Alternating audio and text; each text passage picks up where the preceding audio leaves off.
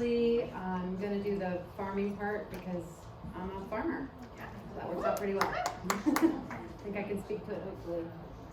So I started with the company a while ago, like a long time ago, and originally wrote like the wellness FAQ and some other things back in the day, and a lot of things aren't compliant anymore, so we have to kind of update that. Once upon a time, we would say organic, sustainable, biodynamic. We throw out all these different terms, you know, and it's evolving. So I'm just gonna go over the latest terminology to help explain where we're at right now. These bullet points, I'm gonna talk to this because I'm gonna help you guys list things out. All right, so sustainable viticulture is now what we're calling our soil to sip process, and it's under the Clean Crafted Commitment umbrella. Now, I didn't bullet this well, and so I'm just gonna number it, but we now don't say things like, we're not supposed to say regenerative farming, which I'm still mourning that because I'm a regenerative farmer, but we need to call it sustainable viticulture, and we need to then explain what that means so that people don't think it's organic, biodynamic, or anything that goes below the standard that we have, okay? So some of the things we pull from organic principles, we pull from biodynamic principles. I keep moving, Chris. Sit down. Here. You I want like to to stand. Me too. I like to stand. Okay. So we pull from biodynamic, we pull from sustainable, we pull from these different philosophies, but our standard is higher than that. And so we need to use this simplified version or verbiage to explain to people that no, it's not organic wine. No, it's not all biodynamic, moon phase grown wine. Like people really want it to be comfortably said that way, and I've heard the word organic get thrown out a lot today, but that's not a word that we're supposed to really be using. So that's what my talk is about. So we're really focusing on sustainable viticulture, which sounds a bit more complicated to say when you just want to say organic, but you can obviously say clean crafted. The clean crafted commitment is the part that we're really focusing in on now that helps people learn the 3 tenets of, does anybody know this, the 3 tenets of clean crafted commitment? Okay, number 1 is all of the grapes are grown without toxic pesticides. Okay, because that doesn't mean we don't use pesticides in farming. It's just like I spray my plants with peppermint oil. That's a pesticide though. It's just not going to poison the earth. So we're focusing on soil health, environmental impact. But if we say grapes grown without any pesticides, that's not true. They're grapes grown without toxic pesticides. So examples of non-toxic pesticides that preserve soil health and environmental impact, lower that impact, would be cinnamon oil, sesame, peppermint, DE. Please don't ask me to say that. Diatomaceous earth. Thank you. Diatomaceous earth, compost tea, what's another one? Clove, yeah, Peter. They go on the clove out up north of here. I think that's pretty much the main ones. There was one more. Oh, rosemary, garlic. I make a lot of garlic sprays for my gardens. Those are all pesticides. So that's tenet number 1 of the Clean Crafted Commitment, is that we just have grapes grown without toxic pesticides. Okay, number 2 is we don't use synthetic processing aids. Okay, that's important. So we have, including sugar, that's the main one. So no synthetic processing aids or adulterated things like sugar. That brings us into, they allow for 7 ingredients in our wine. I don't know, I'm gonna just list them out and y'all can write it down. 7 ingredients in our wine: grapes, yeast, malobacteria, water, tartaric acid, carbon dioxide, and sulfites. And the sulfites are guaranteed under what parts per million? 100. Yep. Could you read that list again? Grapes, yeast, malobacteria, water, tartaric acid. If you have candida issues, you have to be careful with that one. Sorry, functional medicine blood. Carbon dioxide, and sulfites. less than 100 parts per million for the sulfites. We get that question a lot. Okay, so that's number 2. Number 3 is actually the sulfites. They actually itemized out on the clean commitment 3 tenets that define that as low in sulfites, because so many people are obsessed with that. So they broke that one out, less than 100 parts per million. So 1, grow without toxic pesticides. 2, produce without synthetic processing aids. And 3, low in sulfites. Oh, thanks. Dang it! I asked you to do that. I was like, yes, do you have a question? Okay, so it's important that, for those of you who've been in the company for a while, the verbiage has definitely shifted. We have gone kind of back to using sustainably grown as our verbiage. When a couple of years ago, sustainable, we were like, no, that's not gonna work. So we just keep kind of revising the verbiage so that it explains our proprietary, higher quality method properly, but without being untruthful, right? If you say regenerative farming, it gets into a space that may get confusing. Like, not every grape grower is doing this regenerative cyclical permaculture method. And so it's just not accurate to say that every single grape grower, some of them are just growing grapes without all these 3 things we just discussed, and they're not negatively impacting the environment, but they're also not like actively regenerating it either. That's the difference. Like, I am a regenerative farmer, so I actively build 2 inches of soil every single year, and like, not every one of our grape growers is doing that. So that's the part that we don't want to say that if not all of the grape growers are doing that. It feels very comfortable to say that because it's social impact, but we also need to be accurate in how we describe the over 30 grape growers that we have around the world. They all are doing it slightly differently with those 3 standards that we use. That's pretty much it, because when I get asked questions about the farming side and the soil side, there's always a lot of questions. So I'm going to save if you have questions at the end about anything, or if you do want to talk about the difference between organic, biodynamic, etc., we can talk about that later. Yeah, does anybody have any questions or confusion about that quick spiel? Quick little rant. That was really good. Okay, good. You're welcome. Yes. And is that, I can't read from here, but is that all the same information you just told us with all those words? I'm gonna edit that slide before we post it so that it's 1, 2, 3, like a bullet, so that it's easier, so it's not just like. We can send out the slide presentation, we have it, so we'll just. We're posting them Yeah. in the post group. And can you list out the separate groups? Yes. Yeah. On the virtual lunch. Oh, Yeah. it's there, okay. I'm just gonna change this slide so that it's a 1, 2, 3, because that 1, 2, 3 is really important. What is the non-toxic aids are used to cover grapes during transport to the cellar? What is that? So, they do cover the grapes in transport with one of the ingredients. I have to look through the slide. I have to look at my phone. Maybe Melissa, do you know off the top of your head? I can pull up the slide. Sorry, what was the What they cover the grapes in transport with what ingredient? Or did they even list any of the ingredients? I think they may have just said that the grapes are covered in transport with a non-toxic aid of some sort. correct? You did not say. It doesn't say. Like the others gave us this example. Like cinnamon. I'm not sure. But it's something like that, that it's like put on the grapes. It's put on the grapes. Preserve the text. To protect. Yeah, to prevent like It's not like a icky. special container, that's what I was saying. Oh no. It's But that's only when we're shipping grapes from domestically. It's pre-juice, it's pre-processed. Right, but Yeah, if we're getting wine from our growers in the other countries, we're actually getting the juice. No, that's just meaning anything. I think The- they're just saying in transport after, In after vineyards. farming. After Oh, farming, got it, when they got it, hand, got it. Yeah. when in the conventional world they would spray it with what? Sulfites, more sulfites, more sulfites. Right, right. Yeah. Yep.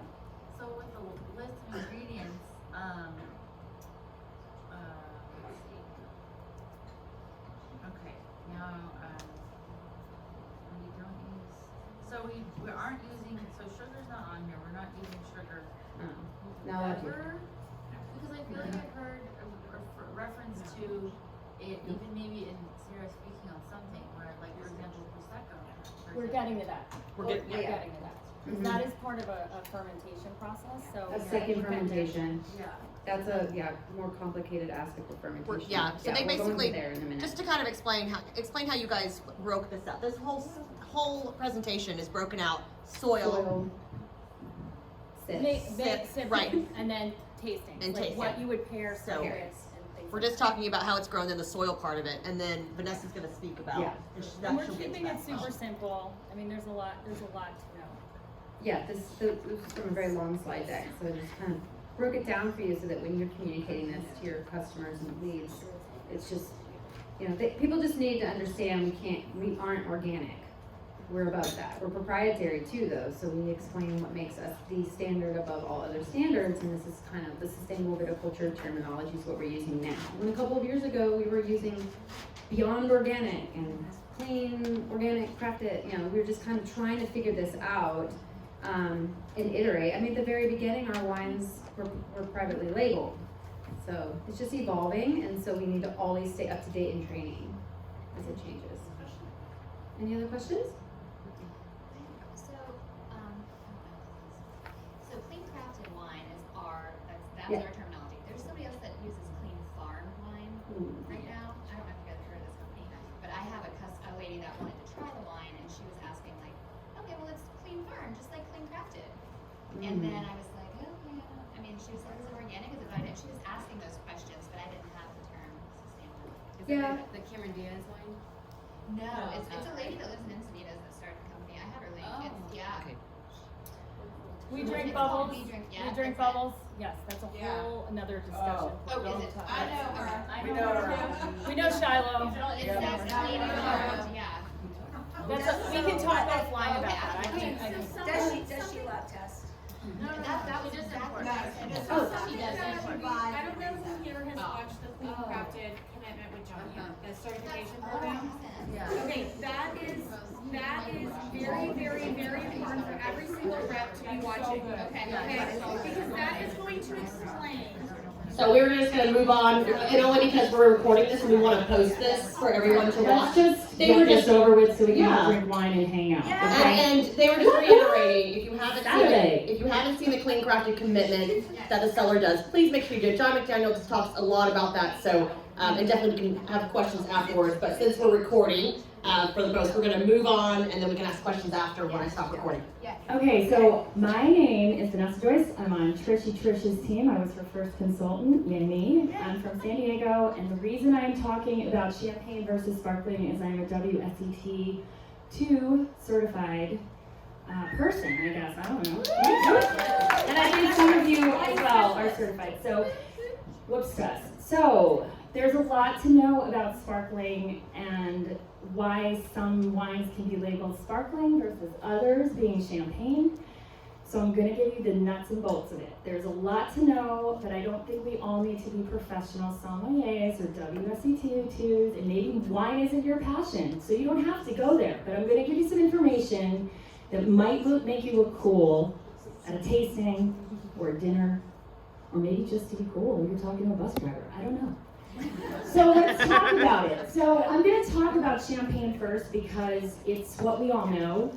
It's what we all are like, oh, Viticulture, Dom Perignon, blah, blah, blah, blah, blah. Well, guess what? We have a couple of awesome champagnes in our bag, which I'm going to talk about, but let's talk about why they're called champagne. So champagne can only be called champagne if it is basically grown and certified in France. It's the Champagne region. There are 5 regions. I've been to Rheims. It was pretty fabulous in the chalk caves. Drank a lot of champagne, but that's a story for a later time. But so the French government got real bitter about it. Around 2006, they were literally issuing like cease and desist orders. So basically, if you are not grown in Champagne, you're not called champagne, you're called a sparkling wine. A sparkling wine is anything with bubbles. So there's 2 ways to make sparkling wine. One is the traditional method, or method champenoise, as the fancy French say. And then there's tank fermentation. So let's talk about the more complicated of the 2, the more laborious, which is the traditional method. So what a winemaker will do is take a base wine. We can get into this later, but they have a base wine. They usually are made from Chardonnay, Pinot Noir, or Meunier, typically, not always, but most of the time.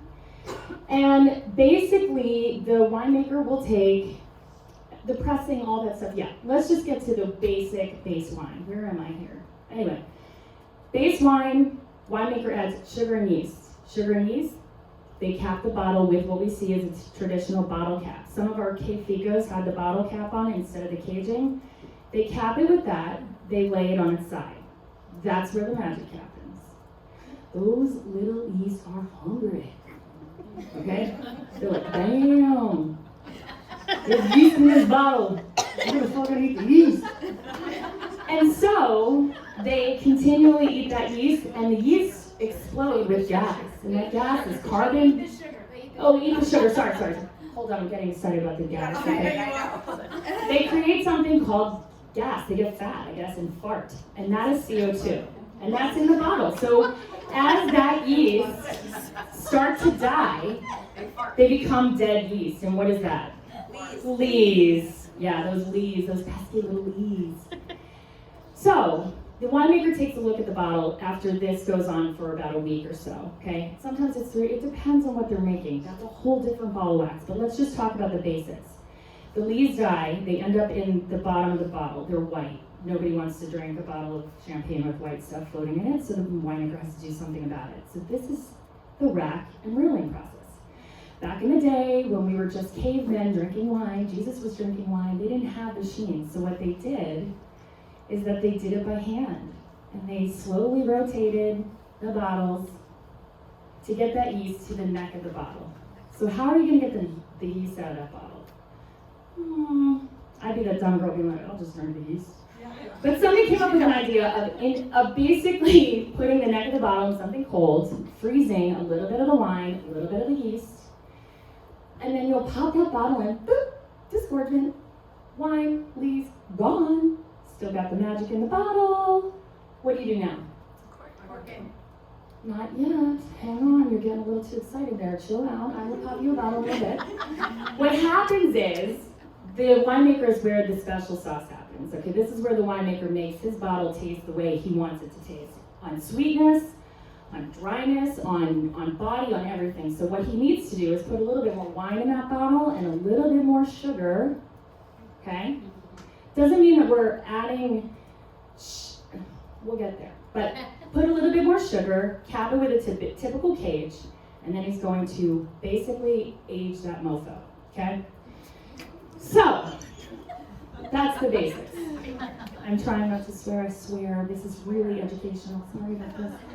Okay, so these are the dosage is the important factor. It's where the winemaker makes his wine taste the way he wants it to taste. And then, like I said, wine is resealed and left to age. And it varies. So I'd like some questions from these WSET2 people, but we'll get to you. So let's talk about, great examples of our wines that are made in the traditional method. And you're gonna notice that they're more expensive. So you have Etnico, you've got the Tickle Bumps, and you've got Catan au Sauvage, which is a Cremant d'Alsace. And if you see Cremant on any label, that means it's traditionally method made. So Cremant means traditional. So if you see that on our label in a future, you'll be like, damn, I don't even need to read the notes. That shit's traditional method. So just remember that. Sorry, CZ, I will edit this out. There will be bleeps later, okay? Sorry for I'm offending. Sorry. No, I can actually learn this way. I sat through 1.1, I can learn. But this is how I got to graduate with distinction, okay? I'm talking it out my own way, like farting, bubbles. Okay, let's talk about, so now you know Cremant is traditional and the Catan Sauvage is traditional, not the Tickle Bumps and Etnico. And Etnico is an amazing bottle made in Casablanca Valley. It's really good shit. 3 of those bottles are $48 or more, okay? And the reason is because it takes a lot of effort to make that. It's individual bottles being made, aged, and created. Tank fermentation, just as good though. I mean, girls, $26 bottle of Galvan, I'm not turning that down. I'm giving you notes. Okay, we'll quiz you later. So, tank method, super easy. Same chemical the chemistry happens the same way, but you're basically taking a big tank of flat, whatever wine, and you're gonna add your sugar and yeast, and that magic's gonna happen, and it's gonna create the carbon dioxide that's gonna give the effervescence and bubbles, and then the winemaker's just gonna drain and filter those lees out, and pop a bottle up there, and under pressure, bottle. So, as you can see, those champagnes are a lot less expensive, not any less tasty, but less expensive because it's a less rigorous course, okay? And those examples are obviously the K Fico and our Galavan. And our mixed track too. But that's unfiltered, that's a whole nother talk point. And Osopardo, right. The other two things that I wanted to kind of address right now is you will hear sparkling wine, and then you'll hear Cava and Prosecco. Obviously everyone knows Cava is from Spain, and Cava is always made in the traditional method. If anybody's ever gone to Spain, you obviously know Catalunya, amazing place to try wine if you can get there. And then Prosecco is made with the Glera grape, and we all know that because K Fico is made with the Glera grape. It's basically the number one. If you're drinking an Italian Prosecco, you're probably drinking Glera, and that is a tank method. So that's why a lot of people do Prosecco for mimosas, because it's usually less expensive, but it is higher sugar content. So for those of you watching your waistline, just check out. Yeah, so there are a couple things that I just want to point out. What about forced carb though? So what about wines? There's tank fermentation, but then there's been talk about forced carbonation, where They're just pumping. they're pumping the CO2. Are they pumping Yeah, the they're CO2? just pumping. It's basically like how you make soda at McDonald's. They pump carbon dioxide into flat distilled wine and call it a sparkling. The magic sauce for anything, and this is the one thing you should really take away today, is lees. Lees are everything for champagne. The longer you leave lees in contact with your juice, the richer, the more fabulous the wine is. Those lees give that biscuity, brioche, nutty, honey kind of a aspect to the wine, because they're fat yeast that are dead and they just ate the crap out of some sugar. They're like happy as hell. They're like Santa Claus after cookies. So it so flavors the wine. I'm sorry. She's gonna say this. Okay. Well, it's the end of the day, and I felt like we needed like some fun and liveliness. Perfect. So the other thing, yeah. I have a question. My smart people over here. I noticed on your slide that you had mentioned NV on the label. What does that mean? Oh, girl, you got it. Okay, so NV on any label is non-vintage. And what does that mean? So most champagne, sparkling wines, Proseccos, the winemaker is basically making it from a blend of several different vintages and wines. I was at Veuve Clicquot, and every bottle of Veuve Clicquot from 1876 to 2026 is always going to taste the same, because they reserve 20% of their best vintage, put it in a bottle, and then they try and make that bottle taste as similar to the last year as it did before. So most champagnes are NV. If you see V on a champagne bottle, oh damn, call me. I will put my credit card down. The year. Yes. So let's just look at a label. She's absolutely right. You're going to look at a label and it's going to say 2019. That's a vintage. What? It's 1 year of grapes that are harvested. And the only reason it's made a vintage is because that year Chardonnay in Willamette Valley was bombing. Okay? Winemaker was like, I'm going to make a serious bottle of champagne with this shit. Okay? And I'm going to sell it for like $900 a bottle. So that is what vintage is. And it's very rare you see that. I mean, Cristal does that a lot. Dom Perignon. I'm hoping we come out with one. Can buy with points.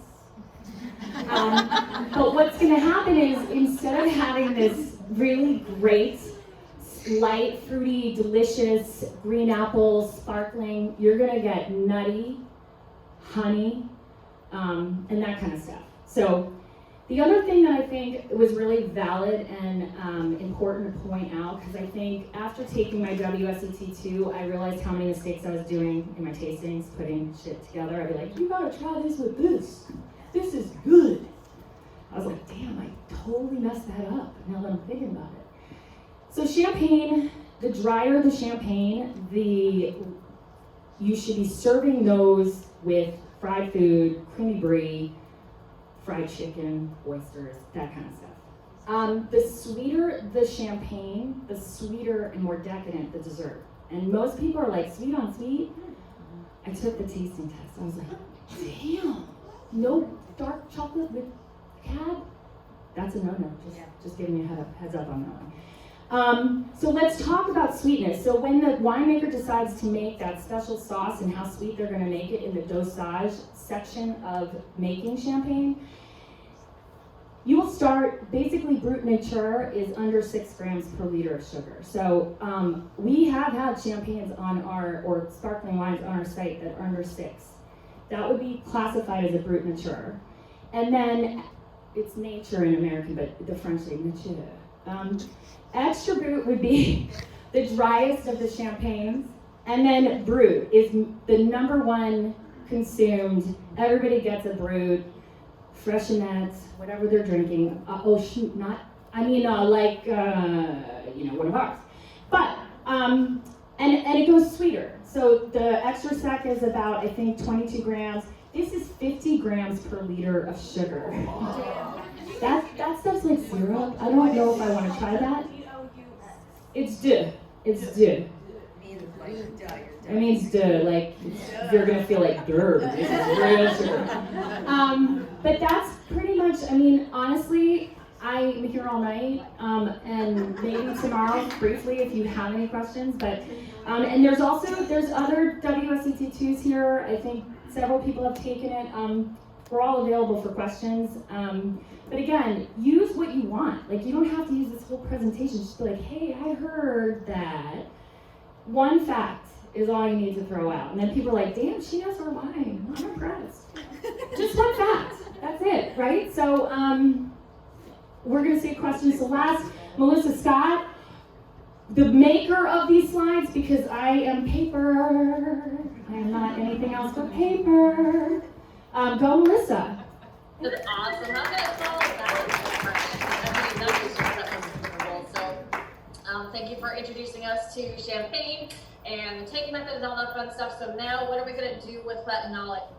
How are we gonna pair it with food? Because this is the time of year where people run those events, right? So they need to know what do we do and why do we do it. So this holiday, the Thanksgiving set, in my opinion, is the best set. I absolutely love it. So screenshot this picture if you want. The reason why I love this, I love the pairing with the foods that we're gonna have over this holiday. Recognizable, and it says variables. There's so many spelling mistakes in this, guys. I gotta fix this. Recognizable varietals is what that's supposed to mean. The great price point and beautiful labels. So you guys know people pick wine based on the name, the funny name, the cute label, and things that they know. And I think that's really awesome for this Thanksgiving set. So that's one thing that I want to talk about too, like going into this holiday season. If you're picking wines for people, it's easy to stick to wines that people already know and are familiar with, right? Pinot Noir, most people know what that is. So I would stick to that. Now, what do you do when you want to try to pair foods with wine or wine with foods? There are key things that you really want to keep in mind. And so the number 1 thing to remember is you want to pair the wine with the sauce of the meal, okay? Not the meat. So if you're having a tomato sauce, then you want red wine. If you're gonna have a white sauce, you're gonna have a white wine. So that's really simple to remember. White, red, red. So you wanna ask those questions with what are they having? So are they having Thanksgiving, they're having the gravy, or are they grilling, they're going out on a limb and doing something completely different? That's what's gonna give you the idea of how to pair those foods with the wine. So these tips here, the wine should be more acidic than the food. The wine should be sweeter than the food. The wine should have the same flavor intensity as the food. Red wines pair best with bold flavored meats, red meat. White wines pair best with light meats like fish or chicken. And bitter wines, red wines, right? That bitter is those tannins, that little suck your mouth dry feeling at the back of your mouth, are best balanced with a fatty meal and a fatty meats. So hopefully that helps a little bit. I love this picture, and I would like, I know you guys are there, take a picture of it, screenshot this picture, because I think this is like how to pair wines with food in the most simple method. So screenshot this picture, I love it. It's gonna make it a little bit easier as you move forward. You can look at your picture with your phone real quick, pull the picture, I think you're gonna go with this one. So you can fake it till you make it, like Vanessa said, or reach out to someone else on your team that knows a little bit more about wine. Appetizers, and I have before dinner charcuterie, because we've all know charcuterie, and there's a lot of differences between charcuterie before dinner and after dinner and what you'd be drinking with it. So my picks always before dinner are sparkling wines. And honestly, last night I did a wine tasting for the first time in a very long time, and I did the sparkling rosé. Everybody loved it. The sparkling rosé is also in that Thanksgiving set that I talked to you about before. I think it's just so easy and light to pair with anything. I think rosé is very underrated, especially with our rosés. They're very light and dry. They're easy to pair with food. So just saying, this is a great one, I think, to pair with anything before dinner. After dinner charcuterie, that's where you want to get your big bold reds, because you've already moved through your dinner. But right now, I would stick with your sparkling. Now, what if you're vegetarian or you're pairing meals with your veggie dishes? If someone's having salad at Thanksgiving, that's not at my house.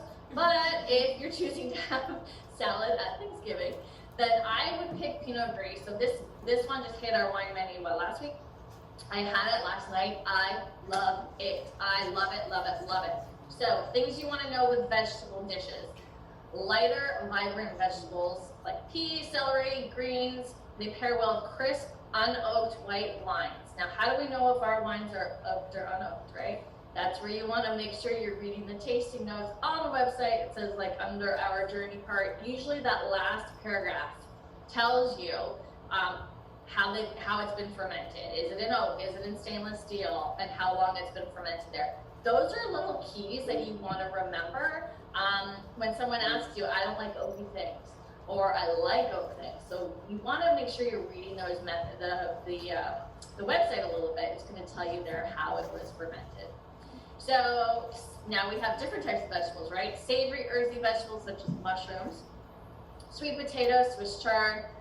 What do they pair with? Well, richer wines. That's where your Chardonnay would come in. That's where your Rosé comes in, or even a Pinot Noir. So something there along those lines. So this one telling you that Thanksgiving set, everybody you know should be getting it. These wines I'm telling you about happen to all be in that set. I can't speak any more highly of it. Light meats. So what are your light meats? Like we talked about that, a little bit of fish. Sometimes fish, okay? Not always fish. Sometimes you want to stick to white, but it depends on the sauce that you're having. And your chickens. Chicken. Pinot Noir is the fine wine lover's #1 pick for Thinksgiving. So definitely, that's someone people already know, especially with this label, guys. People are gonna like this label because it's got a cute dog on it. Who doesn't love dogs? My dogs are at my feet right now. This is a perfect pick. Pinot is just, I think with this one in particular, so Pinots, the California one is a little bit more fruity. It's not too bold, it's not too earthy like an Oregon Pinot Noir or a French Pinot Noir. So this one's gonna pair really well with your Thanksgiving meals.